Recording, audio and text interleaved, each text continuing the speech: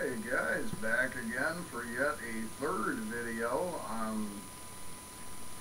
Got major insomnia going on tonight, guys. So I decided to watch a film, and it's one I've been really curious about seeing for quite a number of years. And I actually showed it off in my last collection updates. It is a really wonderful film. It's going to be a little bit difficult to review, not because it's not a brilliant film, but I almost feel like it's the type of film you really need to watch. Any review I might do here is just not going to do it justice. Um,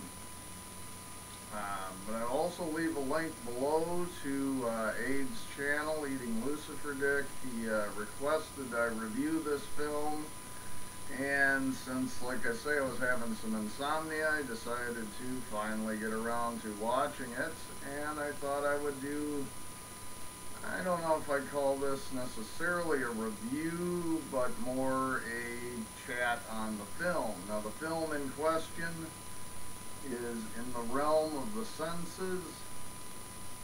This is a 1976 Japanese film by Nagisa Oshima. Nagisa, I'm crap with Japanese names, guys, so I apologize about that. This is, of course, the Criterion Blu-ray edition. Now, not that I'm one that necessarily likes to pimp out companies that much, but I do have to say the transfer on this film is fantastic. I mean, the colors really pop. It's just, whatever they've done to the film, it just looks fantastic. So anyway, this is In the Realm of the Senses. The film is set in Japan in, I believe, 1936, and in some senses, guys, it's a very simple story. There's this young girl who's previously was strictly a prostitute. You don't get a ton of backstory on her, but she starts working for this apparently reasonably well-off man as one of the geishas that, serve him food and tea and sake and various things. And, he's a bit of a sex fiend.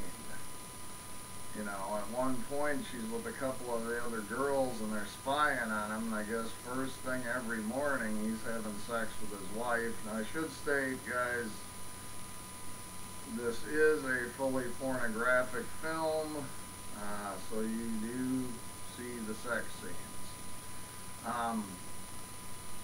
Essentially, he starts to take a liking to this geisha girl, this former prostitute, and they start having, what one might say is an affair, but it's much more than that, guys. And this is the part of the film where it's like, my way of describing it does not do it justice in any way. It is a pure obsession. I mean, it gets to a point where they're having sex anywhere and everywhere, and constantly, and in front of people. They don't care. And it gets to a point where she doesn't want him to spend any time with his wife anymore, so he gets her a separate place. He starts staying with her. And it gets to a point where the two of them reach the stage where they're not really eating, they're just drinking, they're having sex near constantly, and just become completely and entirely obsessed with each other. Like I say, and go too much further, it is based on a true story, and let's just say their sex starts to get much rougher, much more intense, and it has a bit of a surprise ending, guys, as I was not familiar with the case history, and this was my first time. I had seen bits of this film, but this was my first time seeing it completely straight through. I didn't see the ending coming. I mean, before the ending comes, you kind of figure out how it's going to end, but I mean, again, this is a film you really need to see.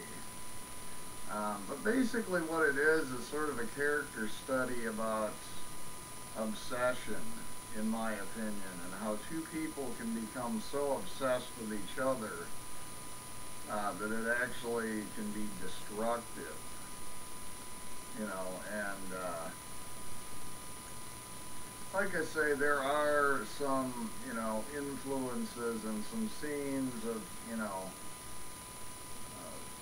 sort of the growing imperialism sort of ideal going on in Japan, and you know, it's a movie with many levels, and to be honest, I really would have to watch it a few more times to get the full impact of this particular film.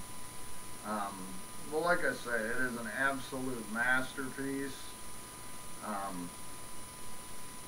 I don't know if there are other versions of this, and it isn't cheap, guys, but I would highly, highly recommend this Criterion.